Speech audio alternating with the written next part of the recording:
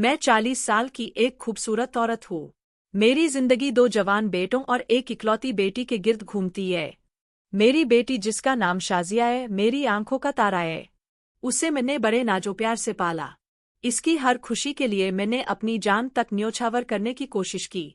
शाजिया की शादी को अभी सिर्फ 3 माह हुए थे।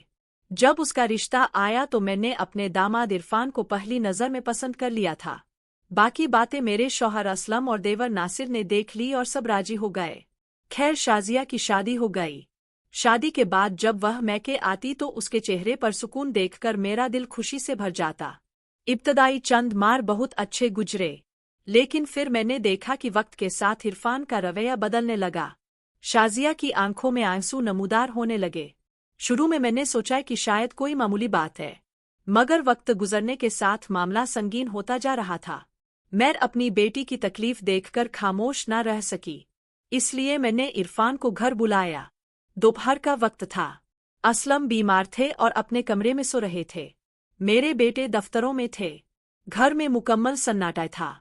जब इरफान आया तो मैंने इसे डाइनिंग रूम में बिठाया, कुछ खाने पीने का सामान रखा और सीधा बात पर आ गए। मैंने कहा, बेटा, तुम्हारा रवैया शाजिया के साथ कुछ अजीब हो रहा है। क्या बात है? इरफान ने मेरी तरफ देखा, हल्का सा मुस्कुराया और कहने लगा, ऐसी कोई बात नहीं। फिर उसने ऐसी बात कही कि मेरे पाँव के नीचे से जमीन निकल गई। वो बोला, सच तो यह है कि मैंने शाजिया से शादी आपकी वजह से की। मैं उसकी बात सुनकर हैरान रह गई। मैंने कहा, तुम्हारी बात का क्या मतलब है? वह कहने लगा, मुझे आप पसंद थी, लेकिन जाहिर है आप शादीशुदा हैं और आपके बच्चे भी हैं। मैंने शाजिया से शादी इसलिए की ताकि आपके करीब रह सकूं। मैं गुमसुम बैठी रही। इसकी बात सुनकर मेरा दिल जैसे रुक गया था। इरफान ने बात आगे बढ़ाई और कहा, मुझे शाजिया में कोई दिलचस्पी नहीं। अगर आप मुझे ना मिले तो याद रखें, मेरा और शाजिया का ताल्लुक सिर्फ नाम का रह जाएगा। मैंने इसे रोकने की कोशिश की और कहा, यह गलत है। मैं तुम्हारी सास हूं। मगर वह हंसकर बोला, आप एक औरत भी है और मेरा दिल रिश्तों से आज़ाद है। फैसला आपके हाथ में है। यह कहकर वह उठा और हमारे घर से चला गया। इसके जाने के बाद मैं सोच में समंदर में डूब गई। एक तरफ बेटी की खुशी और घर का सवाल था, दूसरी तरफ यह अजीब शर्त। लेकिन इसकी बातों में जो जिद और इरादा था, इससे मुझे अंदाजा हुआ कि वह पीछे हटने वाला नहीं। मैं काफी देर तक ड्राइंग रूम में बैठी रही, सोचती रही कि यह क्या सुन रही हूँ। वो दामाद जिस पर मैंने भरोसा किया, जो मेरी बेटी का शौहर है, वो मुझसे ऐसी बात कह रहा था। मेरा दिल कह रहा था कि यह नाकाबिले मुआफी है, लेकिन मेरा दिमाग शाजिया की आंखों में बहते आंसू दिखा रहा था। इरफान की धमकी साफ थी, अगर मैं उसकी बात न मानी तो वह शाजिया से दूर हो जाएगा और मेरा घर और बेटी का घर बर्बाद हो जाएगा। शाम हो रही थी। मैं खिड़की के पास खड़ी बाहर अंधेरे को देख रही थी। मेरी जिंदगी में बरसों से एक अंधेरा छाया हुआ था। असलम की बीमारी ने घर की रौनक खत्म कर दी थी। मैं एक औरत थी, मेरे भी जज्बात थे, लेकिन मैंने कभी उनके बारे में सोचने की जरूरत न समझी। इरफान की बात पर मुझे बहुत गुस्सा आ रहा था, लेकिन कहीं अंदर एक खालीपन भी जाग रहा था। मैंने सर झटक कर खुद को समझाया और किचन में जाकर शाजिया के लिए खाना बनाने लगी, लेकिन मेरे हाथ कांप रहे थे। इतना कि सालन बनाते हुए वह बाहर गिर रहा था। इस रात में देर तक जागती रही। इरफान का चेहरा बार बार सामने आ रहा था, खासतौर पर उसकी वह बात की, मैंने यह शादी आपके लिए की। अगले 2 दिन मैंने इस मामले पर किसी से बात ना की। यह ऐसी बात थी कि अगर कोई सुन लेता तो ना सिर्फ मेरा बल्कि शाजिया का घर भी उजड़ सकता था। मैं जानती थी कि इसका फैसला मुझे अकेले करना है। 3 दिन बाद शाम के वक्त मैंने खुद इरफान को फोन किया। मेरी आवाज में वह शर्म थी जो एक माँ को अपने बेटे से बात करते हुए महसूस होती है। मैंने गहरी सांस ली और कहा, मैंने बहुत सोचा। शाजिया की खुशी और घर की खातिर मैं तुम्हारी शर्त मानने को तैयार हूँ, लेकिन मेरी एक शर्त है।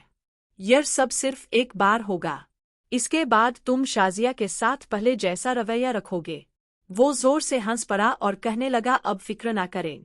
जब वजह बदल जाएगी तो मेरा रवैया खुद ब खुद बदल जाएगा। मैंने फोन बंद किया, लेकिन मेरा दिल बहुत तेज धड़क रहा था, जैसे मैंने कोई बहुत बड़ा फैसला कर लिया हो। अगली सुबह मैं देर तक बिस्तर पर लेटी रही। ज़हन में बार बार यही सवाल आ रहा था कि क्या मैं सही कर रही हूँ। लेकिन जब शाजिया का मासूम चेहरा और उसकी नम आंखें याद आती तो मैं दिल सख्त कर लेती। दोपहर को इरफान का फोन आया। इसने कहा कल शाजिया अपनी सहेलियों के साथ पिकनिक पर जा रही है। सुबह 11 बजे निकलेगी और शाम को वापस आएगी। मैं घर पर अकेला हूँ। आ सकती है? इसकी बात सुनकर मेरे हाथ कांपने लगे। यह वह लम्हा था जिसकी तरफ मैं कई दिनों से बढ़ रही थी। मैंने कहा ठीक है, मैं कल तुम्हारे घर आ जाऊंगी। जैसे ही शाजिया निकले मुझे फोन कर देना। अगला दिन जैसे बहुत आहिस्ता गुजर रहा था। सुबह से ही मैं अजीब कैफियत में थी।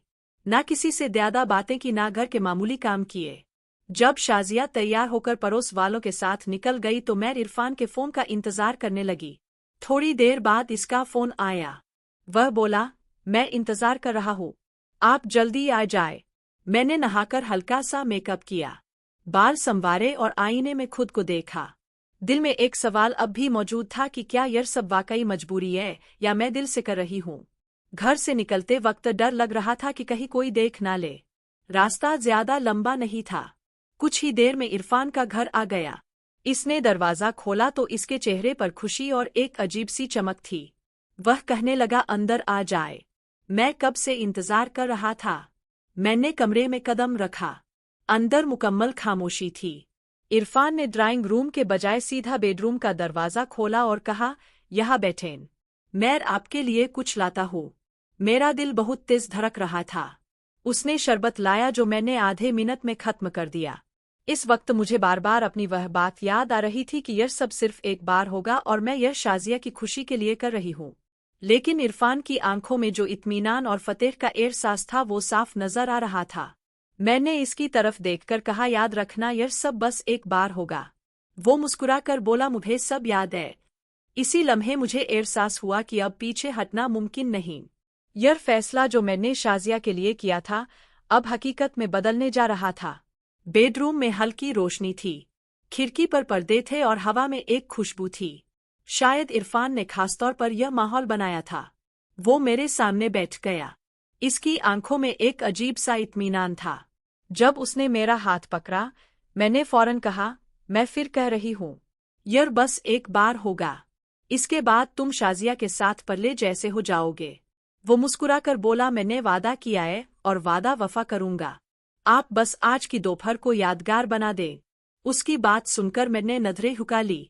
मेरे दिल में एक जंग चल रही थी। एक तरफ ज़मीर का बॉय था, दूसरी तरफ शाजिया का मुस्कुराता चेहरा और उसके घर का सुकून। इरफान मेरे करीब आया। इसका लहजा पहले से ज्यादा नरम और संजीदा था। वह कहने लगा, आप नहीं जानती मैंने कितने दिन यह लम्हा सोच रखा था। शादी के दिन से यह ख्वाहिश थी, बस मौका ना मिला। मैंने बात बदलने की कोशिश की और कहा, तुम्हें अंदाजा है कि यह कितना बड़ा कदम है। वो बोला, और उसीलिए मैं चाहता हूं कि यह लम्हा हमारे दरमियान हमेशा राज रहे। वो करीब बैठकर माहौल को मजीद नरम कर रहा था। हल्की सी खुशबू, बंद कमरा और हमारे दरमियान खामोशी, यह सब मिलकर जैसे लम्हों को यादगार बना रहे थे। मैंने एक लम्हे के लिए सोचा कि अगर यह सब न होता, अगर मैं इरफान को साफ मना कर देती तो शायद शाजिया की जिंदगी मुख्तलिफ होती।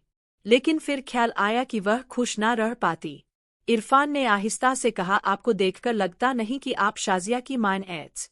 आप अब भी इतनी खूबसूरत हैं कि कोई भी आपकी तरफ माइल हो सकता है। मैंने हल्की सी मुस्कुराहट दी, लेकिन फौरन कहा, तुम ज्यादा बातें ना बनाओ, बस अपना वादा याद रखो। उसने मुस्कुराकर कहा, मुझे अपना वादा याद है और आज का दिन भी याद रहेगा। बातों के साथ वक्त गुजरता गया। मैं खुद को एक ऐसे दायरे में महसूस कर रही थी जहां से वापस जाना मुश्किल था। इरफान ने मेरा हाथ मजबूती से पकड़ा हुआ था और मैंने महसूस किया कि मेरी मुहिम्मत आहिस्ता आहिस्ता कम हो रही थी। मेरे ज़हन में बार बार शाजिया का ख्याल आ रहा था। मैं खुद को यही समझा रही थी कि यह सब इसके घर को बचाने के लिए है। इरफान की बातों में वह कशिश थी जो बरसों बाद किसी ने मुझे महसूस कराई थी। मैंने कई बार नजरें चुराई लेकिन इसकी आंखों की शिद्दत को नजरअंदाज ना कर सकी। हमारे दरमियान की खामोशी अब बातों से ज्यादा गहरी थी। कमरे का माहौल, हल्की खुशबू और बंद दरवाजा, यह सब मिलकर एक ऐसी दुनिया बना रहे थे जहां बाहर की दुनिया का कोई वजूद ना था। मैंने दिल ही दिल में आखिरी बार कहा, यह बस एक बार है, इसके बाद सब पहले जैसा हो जाएगा। लेकिन हकीकत यह थी कि मैं जानती थी कि आज के बाद सब बदल जाएगा। वक्त कैसे गुजरा मुझे अंदाजा न हुआ। बाहर शाम की रोशनी मध्यम हो रही थी। इरफान उठाए और कहने लगा, अब थोड़ा आराम कर ले। मेरा दिल पहले से हल्का महसूस हो रहा था, जैसे मैंने एक भारी बोझ उतार दिया हो। वो वापस आया। हमने मुखसर बात की। वह बार बार यही कह रहा था, आप नहीं जानती, आपने मेरी जिंदगी का सबसे बड़ा ख्वाब पूरा कर दिया। मैंने सिर्फ इतना कहा, अब बस वादे पर कायम रहना। शाजिया का घर खुशियों से भर दो। वो मुस्कुराकर बोला, अब देखेंगी, सब बदल जाएगा। शाम हो रही थी। उसने कहा, चलिए मैं आपको घर छोड़ देता हूँ। घर वापस आते हुए हमने ज्यादा बात न की, लेकिन उसकी आंखों में एक मुख्तलिफ इत्मीनान था। घर आकर मैं सीधा अपने कमरे में चली गई, दरवाजा बंद किया और आईने के सामने खड़ी हो गई। चेहरे पर हल्की सी मुस्कुराहट थी, लेकिन आंखों में एक अजीब सा खालीपन। मैं जानती थी कि यह फैसला आसान ना था, लेकिन अगर इससे शाजिया का घर बच गया तो यह मेरी सबसे बड़ी जीत थी। इस दिन के बाद मेरी जिंदगी में जैसे एक नया रंग भर गया। मेरे चेहरे पर वो चमक वापस आ गई जो बरसों पहले गुम हो गई थी। मैं पहले से ज्यादा खुशमिजाज हो गई। शाजिया यह सब महसूस कर रही थी। इसे लगता था कि शायद मां अब अपनी जिंदगी के बोझ से निकलकर हल्की हो गई है। इरफान और शाजिया भी पहले से ज्यादा खुश नजर आ रहे थे। घर का माहौल बहुत अच्छा हो गया था। इरफान अब अक्सर हमारे घर आने लगा, कभी किसी बहाने कभी बगैर बहाने। हम दोनों एक दूसरे को एक खास अंदाज में समझने लगे थे। हमारे दरमियान एक खामोशी थी जो बहुत कुछ कह जाती थी। मैं जानती थी कि जो कुछ हुआ वह कोई मामूली बात ना थी। जब मैं आईने में खुद को देखती तो हैरान होती कि वाकई में अब इतनी खूबसूरत नजर आ रही हूँ। एक रोज शाम के वक्त मैं चाय पी रही थी जब इरफान आया। उसने सलाम किया और मेरे सामने बैठ गया। इसकी नजरें इस दिन कुछ संजीदा लग रही थी। इसने पूछा, आप कैसी हैं? मैंने कहा, मैं ठीक हूँ, बल्कि बहुत बेहतर हूँ। इसकी आंखों में हल्की सी चमक थी। इसने मेरा हाथ पकड़ा और कहा, मैंने जो वादा किया था उस पर कायम हूँ, आप फिक्र ना करें। शाजिया को कुछ पता नहीं चलेगा। मैंने इसकी आंखों में देखा और आहिस्ता से कहा, जो हुआ वह सिर्फ एक वादा नहीं था, यह मेरे लिए एक याद है, एक खुशबू की तरह जो अब मेरी सांसों में बस गई है।